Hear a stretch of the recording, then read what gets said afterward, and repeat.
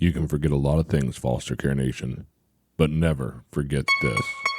You're listening to Unparalleled Studios. I see no. Foster Care Nation, listen up. This is Foster Care and Unparalleled Journey. Strength for the powerless, courage for the fearful, hope and healing for wounded hearts.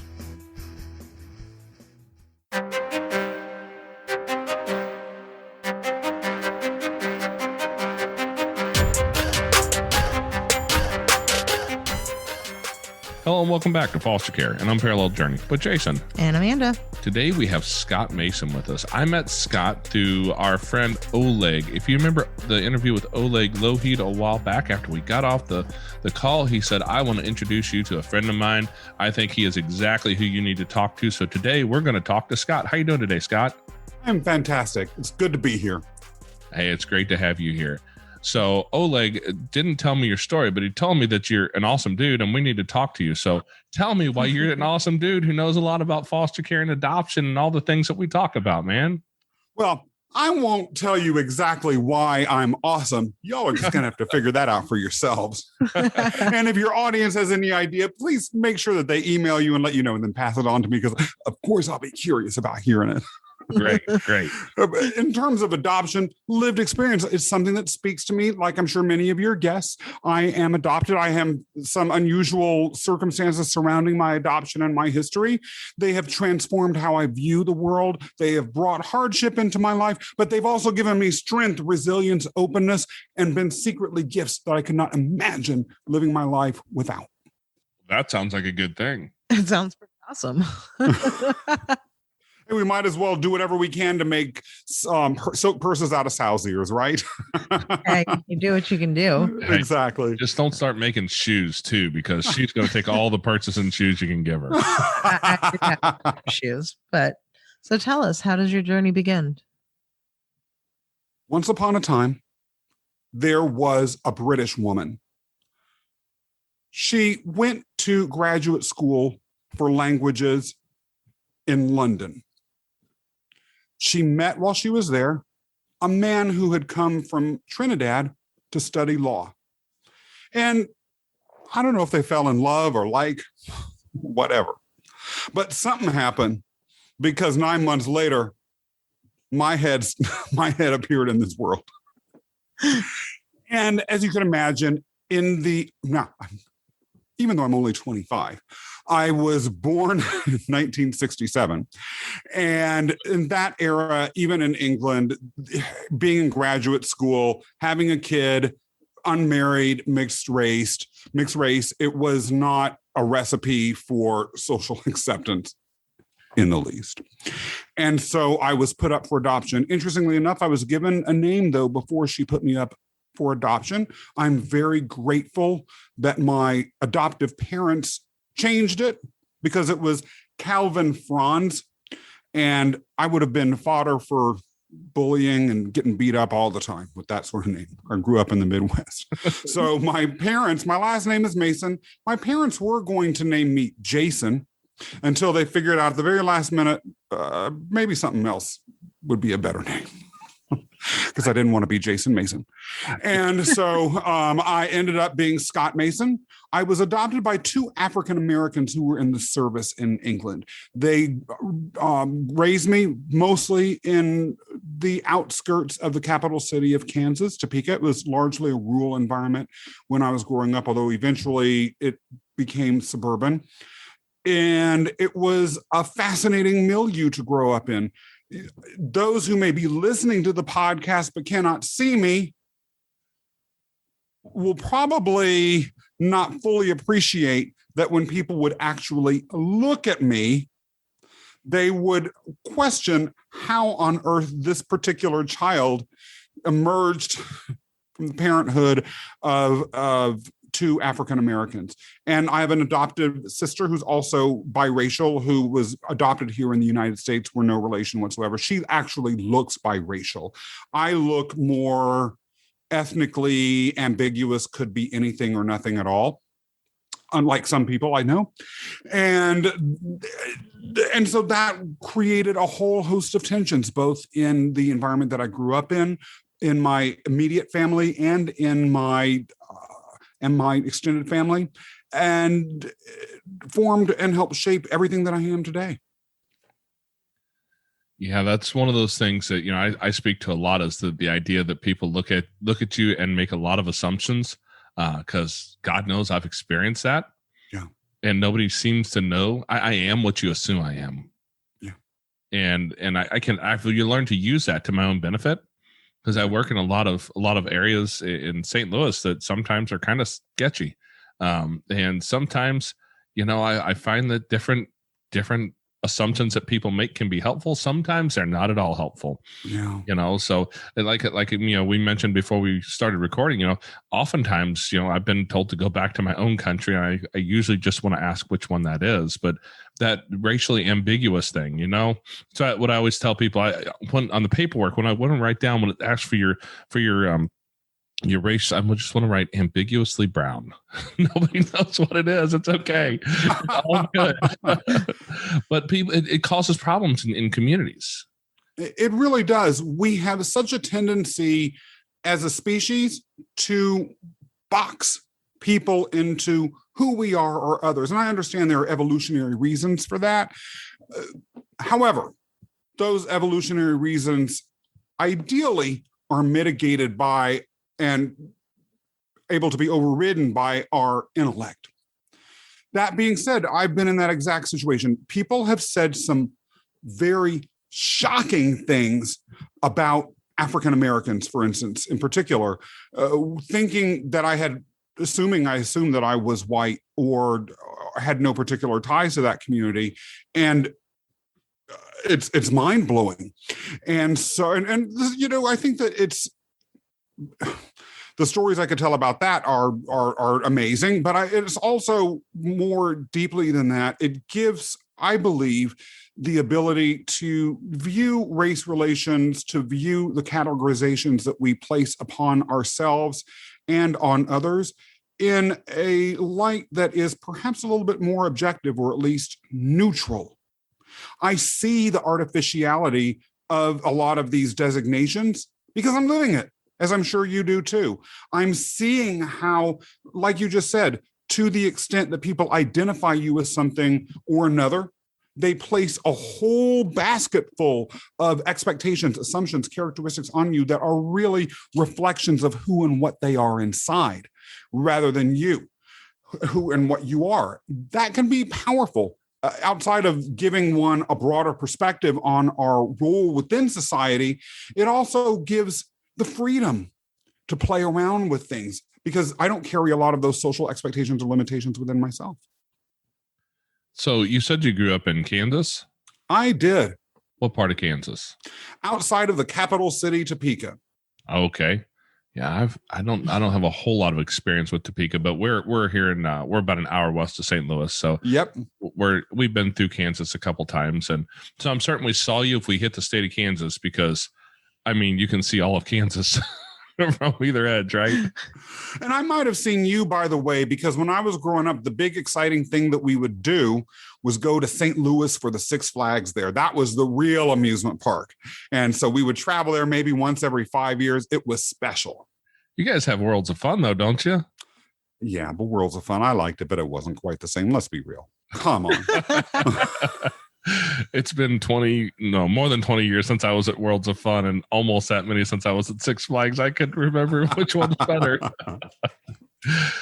But yeah, so you know, we have dealt with a lot of that over the years, you know, because we have a racially diverse family, to put it mildly. Yes, we do. I mean, I've got two sons who are slightly darker than me, a daughter who's a little bit lighter than me, and then our little Frankie, who you can almost see through. That poor little dude, he is so pale, blonde hair and blue eyed, and you know, Amanda and I do not appear to come from the same people group very, very much, and so yeah, all this has just been an interesting experience for us to live through our life and go, wow, this is just the amount of importance people put in this.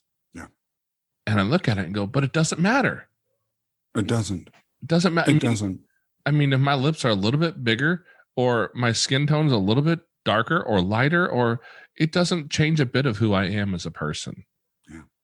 And I wonder, have you found a way to really show that to people? Like, regardless of all this, the skin sack that happens to be holding me up right now, like, that doesn't matter a bit. What matters is what I do with it. Absolutely. I do find that being willing to engage with an open mind and stepping into conversations or interactions with people, knowing that they are who and what they are, and it's not necessarily within my capacity to control that, is hugely helpful. Relatedly, because the issues around this particular issue are much more socially divisive at this particular moment in our history, I'm a member of the LGBTQ community. And an interesting story about that relates to a time when I was in college. I was in a off-campus program in Chicago, and I had some roommates. It was a house that was specifically for those that were interested in multicultural studies, African-American studies in particular. And so all of the people that were living in the house that I was in were African-American men. And there were issues that those gentlemen, all but one of them, and their girlfriends had with the members of the LGBTQ community. And it was very threatening to me, those issues, because one of my housemates made a point of showing me that he had a gun. And he even brought it out one day and said, look at what I've got here in the house. Have you ever seen one of these? Let me show you my pistol. So I was aware that someone in the house had a gun that he was keeping around. And we all know, as irrespective of what any of us feel about gun rights, that in the wrong circumstances, people can literally have access to weapons and use them to hurt others. Especially if you're LGBT, you tend to be very aware of the fact that that you can be a target for violence.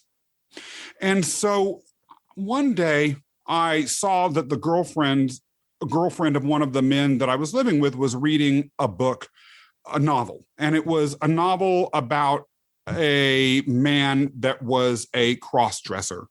And I read this book, or at least I sort of flipping through it, and it had this very extreme, ridiculous description, even in the first few pages, of what it was like to be a cross-dresser. I don't know, but no one's life is really like this. And so I told her, this is very odd. Why are you reading this? This has nothing to do with reality. If anything, it's really demeaning. And then she went on this whole tirade about how disgusting she found LGBT people to be and how awful it was and it was sinful. And she loved the fact that it was putting them in their place and showing them as they were and all that sort of stuff. And it ended up being a very, very heated exchange. Now, she was not paying rent in that house. I was. And so I had a conversation with her, and she had a conversation with her boyfriend about it as well. And then it exploded into this whole situation where the other men in the house, with one exception who sort of stayed out of it, were very, very upset with me and made their displeasure with my presence in that house in very violent terms clear. I ultimately, though, decided to, with the neutral friend, sit with one of them and have a querying conversation. And it was really me just asking questions to understand. And with his answers, not in a jerkish, lawyery sort of way, but in a curious sort of way, trying to see, well, what do these answers mean? Do they even make sense to you?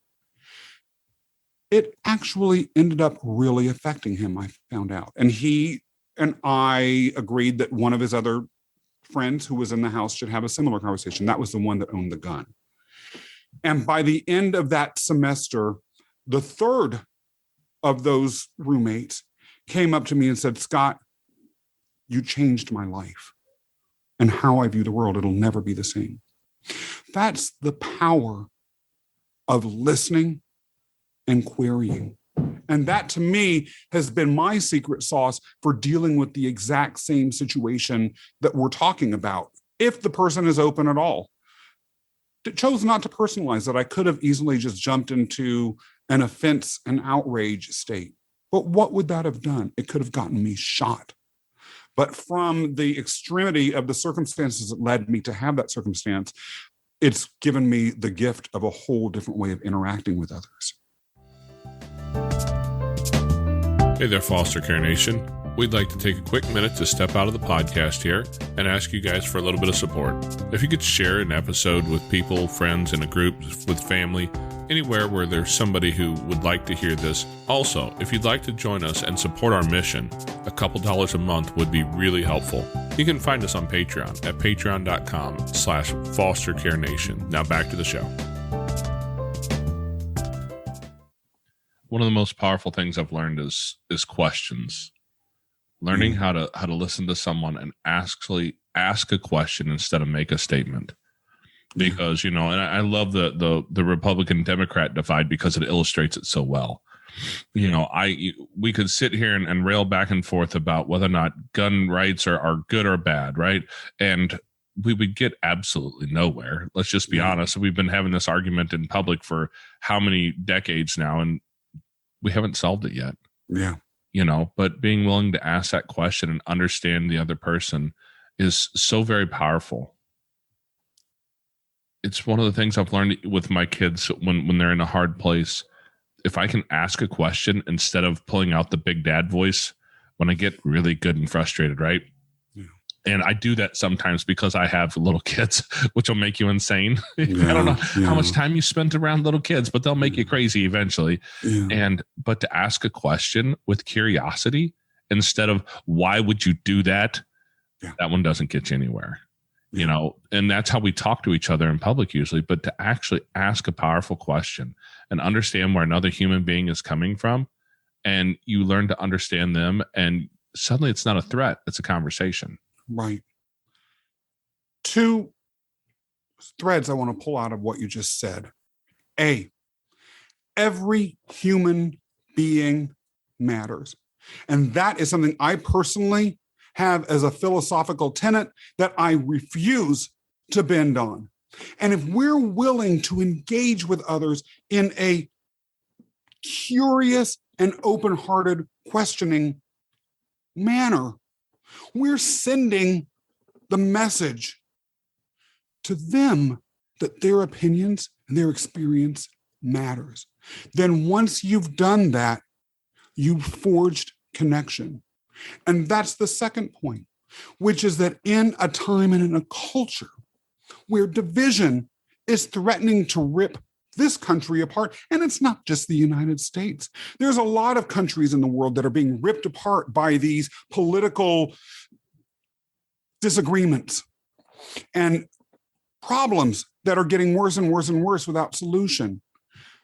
Building that connection severs the process that can divide. We have challenges in this country and globally that are big. The pandemic has exposed a lot of them, but anyone who thinks that this pandemic is going to be the last one is living in denial. There's a lot more to come. We have got to be connected within our country, within our societies, within our communities, within our families, globally, or we're not going to be able to conquer those. And it starts exactly as you're indicating, Jason, one-on-one with those in our lives. If we can learn to do that and model that behavior, then there might be hope. Amen. Because we are the microcosm in our world. And if you look at the way we treat one another, if we can learn to just do that on a bigger scale, do that in social media. Don't say anything on social media that you wouldn't say face to face. Don't do anything in person that you wouldn't be okay with the entire world seeing going on in your social media. Yeah. It's just be a good human. And man, I'd be quite honest. There was a political commentary that I used to listen to him from time to time just because he was an amazing storyteller. I believe he was a right-wing kind of guy, but I just listened to him for when he would tell stories of growing up in New York City because he told amazing stories. But one of his lines he always said when it came to talking about, the LGBT community was, he said, I really don't personally care how you choose to titillate your orifices. And I went, that's the size of it, though. It's just to say it out loud how silly it really is. I really care if you're an a-hole. Yeah. If you're a complete and total jerk, if you're an idiot, you're hateful, man, I care about that more than what you do when your door's closed. Yeah. What truly matters? What truly matters? The theme of this show is a perfect example of that. Children who might not have a home otherwise, or who might be in circumstances that are untenable. The possibilities that any of those children may represent in this world. That's what matters. What I'm choosing to do behind closed doors that affects absolutely no one else, at least in my opinion, does not matter. What are we being outraged about? Things that are of no consequence, seriously, outside of offending our own personal moral sensibilities? Or the futures, or lack of futures, that the resources that we choose to expend upon our attention spans, especially, again, the case of let's say we're just talking in one area around the theme of this show, but there's a zillion other areas we could talk about too. All of that time spent griping about things that don't matter represent opportunity costs for those that do. And there's a lot of things that do matter.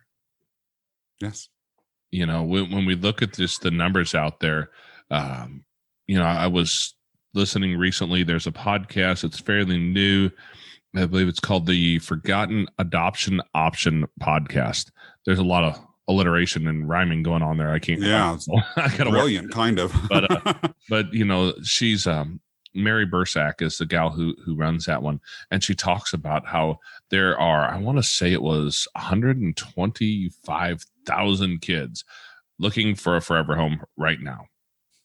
In this moment, 500,000 kids in foster care in the U.S., 125,000 kids looking for a home. And here we are arguing over how someone chooses to titillate their orifices, or whether or not they believe that, you should definitely not be able to own a extended magazine on a handgun, or you should be able to own a flamethrower, which quite frankly, I want a flamethrower. I don't know why. I think it's just because I grew up playing with G.I. Joe and I thought it was cool, but I don't want to argue with anybody over it, right? I don't think it's important to argue over it. Yeah. There are kids and let me tell you, these kids, if they don't find a home, they don't build those connections that you're talking about, some of that stuff creates real damage. That's where things like reactive attachment comes from. That's where things like psychopaths come from, sociopathy. Kids end up turning into dangerous, horrible humans if they don't have that connection piece at the beginning. And we're so busy getting on Facebook, if you're old like me, or Instagram, if you're young and hip, or what's a new TikTok? That's a TikTok. New one. I forget which one is hip and cool anymore. I quit being cool a lot of years ago. But we're getting on there and arguing about all these other things that don't matter. All the while, we're just ignoring this problem that's going to fester and create more and more problems in the lives of kids who will, at the end of it, this is important to remember, be the ones who are making our end of life decisions, our healthcare decisions. They're going to make the decisions about our taxes and our lives, and we're busy just letting them languish in a horrible situation oftentimes because we can't get away from our arguments over silly things. It also, because they learn from us, sets them up for challenges understanding what really matters and not, or even being able to see what matters or not. I will throw this out as a statement that may or may not sit well with you or your audience, but I'm going to say it anyway because I feel passionately about this. COVID was for the world, not just a medical test, a public health care test, or even just a political test. It was an ethical test for all of us. How did we rise? How did we fall? The consequences of the ethical choices that we made during it will reverberate for many generations. And I might add, the way that the pandemic itself played out were the consequences of ethical choices that we made all along, not the least of which go to exactly as to what you were talking about, division. Going back to this theme of every single human being matters. It's not just children, although I'm going to turn it away from children for a nanosecond to maybe make the point in a different sort of way. There were people who said, and public figures, and again, you may or may not agree with this, but I would challenge those who disagree. There were those who said, some people are just going to have to die. Those were leadership figures in our country. Is that a statement I would challenge anyone to push back on? That some lives don't matter. It was a statement made by a politician that was made in a political context, and there were political reasons for that. But think about it. The political division or the political reasons that it were made were because of the divisions that were roiling our country in the face of the choices that the pandemic presented to us. And so therefore, the statement itself about the value of an entire population of the United States, of its intrinsic worth, was something that was subject to public debate. It was something that was on the table. When children hear that sort of thing, what are they learning? When we're having those discussions in front of children, what are we teaching them? What will children that might independently have predispositions because of trauma to some of the disorders that you were talking about a minute ago? How will that impact them when it comes to choices that they make, particularly if they're disordered? And what about those that might not be intrinsically disordered, but are getting their ethical and moral guidance from us? They're beginning understandings of what's right and wrong. Hearing that some people don't matter. What does that mean for how they're going to treat the next generation of children that come under them? And then these consequences can fan out like the world's worst, most dire, portable fan everywhere. Hey there, Foster Care Nation. If you'd like to find yourself in a group with like-minded people, head over to Facebook, and you can find us at facebook.com/groups/fostercareuj. We've got a group over there where we talk about foster care, we talk about adoption, and we talk about all the things related. If your podcast player allows it, you can also reach down and hit that subscribe button so you get notified every week when we put up uploads. Every Tuesday, a new episode comes out. We'd love to see you next week. Now back to the show. I don't disagree with you a bit.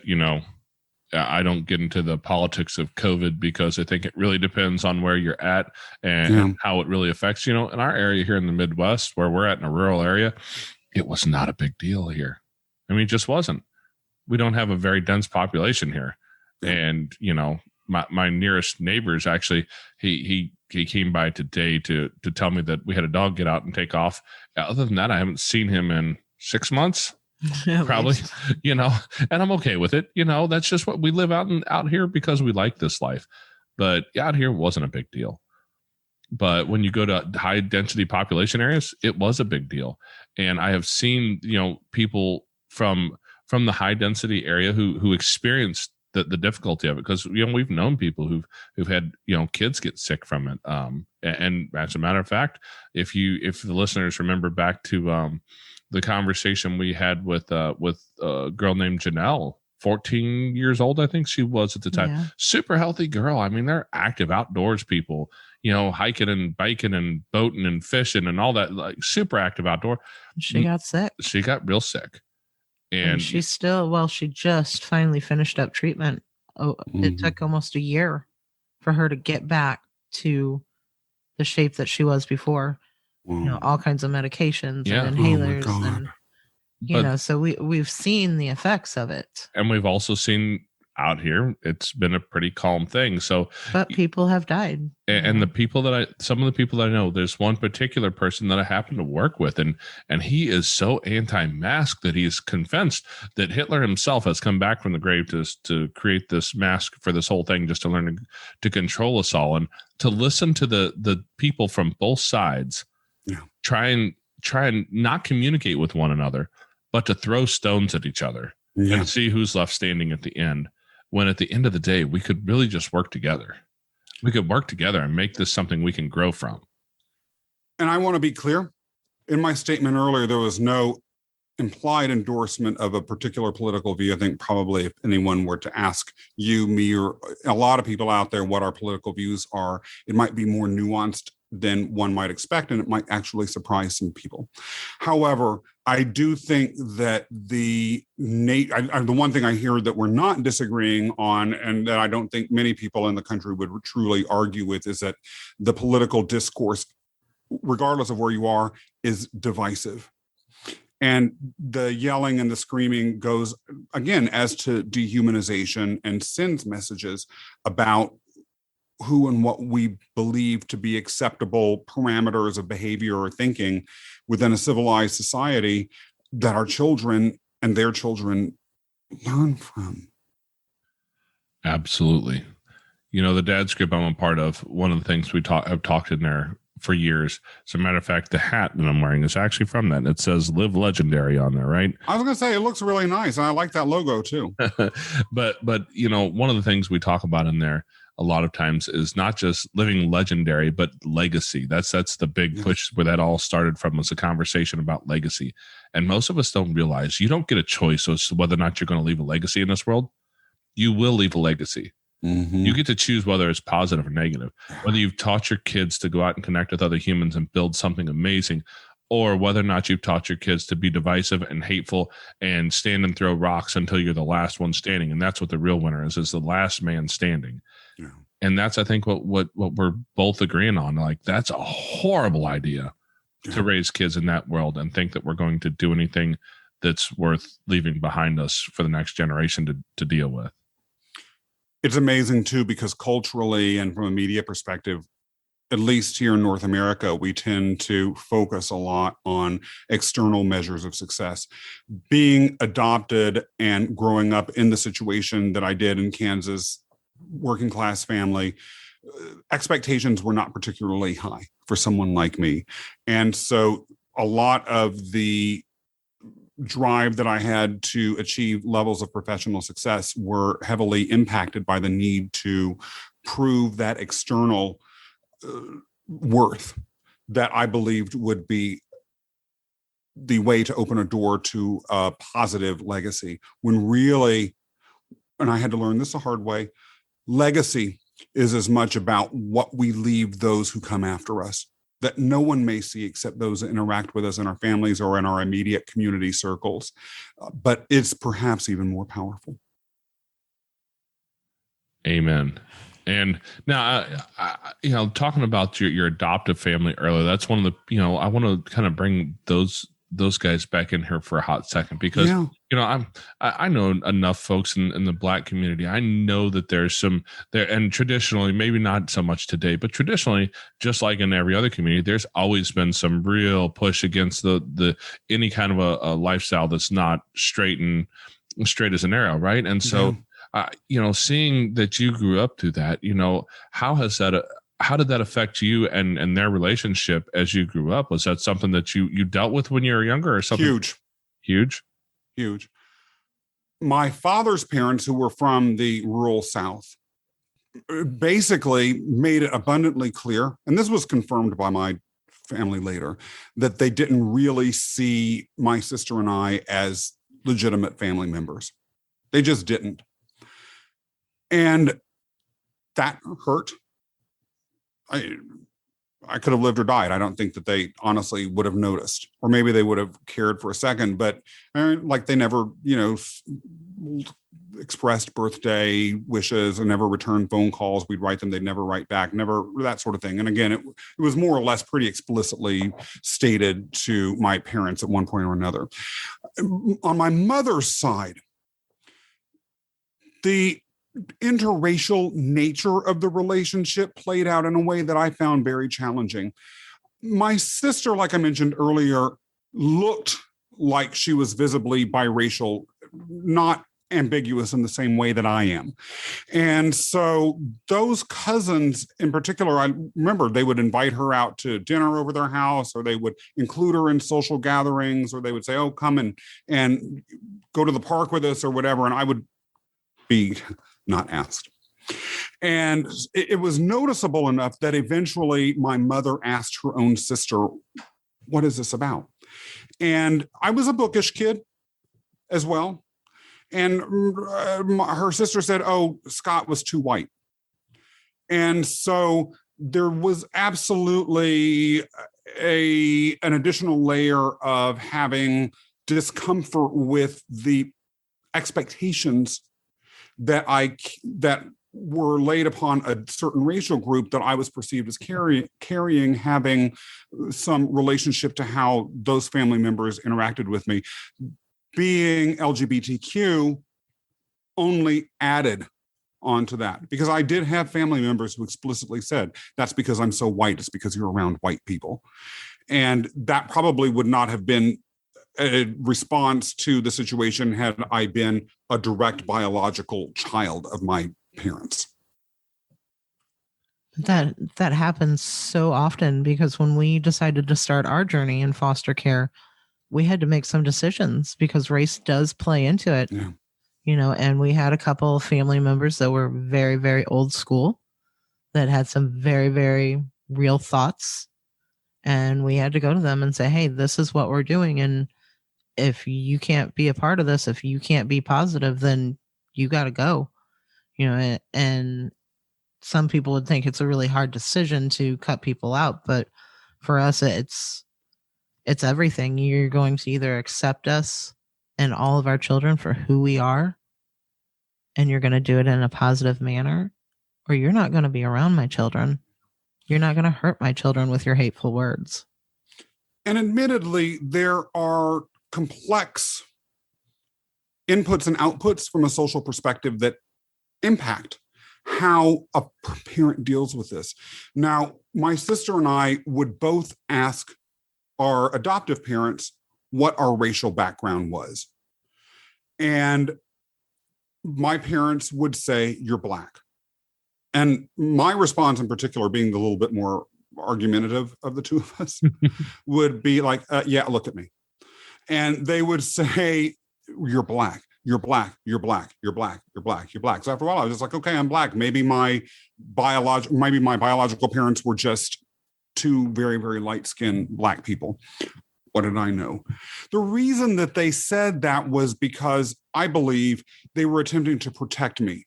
Their belief was that in America, if you have any consequential amount of African-American blood in you, or African blood, I should say in my case, because I wasn't born in America, that you were categorized as a member of the Black community and treated accordingly. So I don't really fault them for this. This is how they chose to do it, and I'm not outraged or anything.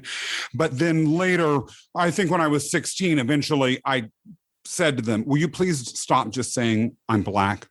I'm obviously not. It's ridiculous. I tell people I'm just Black when they ask what my racial background is, and they laugh in my face. And they said, well, you're actually biracial. And that's when they explained the story that I came to you with at the top of the hour. And believe it or not, although it should have been obvious all along, I had actually invested myself in the identity that my parents had taught me to such an extent that I was devastated when they said this. I was just ripped to shreds. In a way, it shouldn't have been a shock, but hearing and thinking, I'm Black, I'm Black, I'm Black, I'm Black, and then hearing all of a sudden that really wasn't the whole story. Again, I kind of should have known all along, but the human capacity to delude oneself is pretty powerful. You were a kid. I was a kid. Yeah. What did I know? And how many of those things that we learn in our childhood are belief systems that we hold on to at 40, 50, 60 years old that don't make any sense to the rest of the world? Y'all, I'm still crying about Santa Claus. Me too, because it turns out I got to foot his bill now. Oh, yeah. Then I bet you're crying a little bit harder. Yeah. Yeah. Yeah, 7 kids. It's more of an issue for me these days. Yes. But yeah, it's a really interesting way that has come into your life. But just to see that all that community stuff, whether it's the LGBTQ community or the African American or we'll just call it white culture, because I don't think we have a real good name for that any other way. But all those different parts and pieces come together to create one guy who is, if you look at all those pieces, it's just a whole, is out there trying to connect people, Yes. trying to show people their personal power, Yes. and create a legacy, not just that says Scott Mason, but teach people how to create their own legacy. That's a powerful force in this world. Yeah. That's all that we have to leave after us. Like you said, we do have an impact that goes beyond just our day to day. We do have the power to control, to some extent, that legacy. And to the extent that that power is real, then I believe it's incumbent upon me, at least, to attempt to exercise that to the optimal attempt, or to the optimal extent possible. Amen. Well, I would love to sit and chat with you for another hour or two, but I've already encroached a couple minutes on your next appointment, so I should. I know I could talk to y'all for a whole day. Are there day-long podcasts? I think we Joe can always Rogan talk does again. We can always talk again. Joe Rogan does it for hours and hours and hours, and he gets millions of views and millions of dollars. So maybe I was going to say, I would take the money. Yeah, let's start a different business model here. We could all three do something with that. Yeah, I think it has something to do with the whole movie stuff and TV, and I think that's what helps him. Maybe I'll just have to go get famous first. Okay, we'll work on that together. There you go. I need some help with it. Well, Scott, I really do appreciate you coming on and telling your story today, because, man, it's a story that people don't hear very often, and it's a story of positivity. And I am really, quite frankly, in the middle of all this pandemic and social unrest, just sick to death of people telling stories that are nothing but their trouble and their problems. And I love hearing a story of a guy who went out and found something, had some troubles, and still came out of it, making the world a better place. Troubles are a gift, and it's a privilege being able to talk to you. Thank you so thank much. You. All right, Foster Care Nation, thank you for listening to Scott's story. Now take his knowledge and wisdom to heart so you can create love and healing in your family and community. Be sure to come back next week. We have new episodes every Tuesday. If you'd like to share your story as a guest, you can reach us at fostercareuj@gmail.com. You can connect with other like-minded people on Facebook at facebook.com/groups/fostercareuj. And don't forget, we have a Patreon where you can support our mission for as little as $5 a month. It's at patreon.com/fostercarenation. The links to everything are in the show notes or on your podcast player, or at fostercarenation.com. And as always, you are so super awesome. I think you guys so cool. Yeah. Thank you for listening.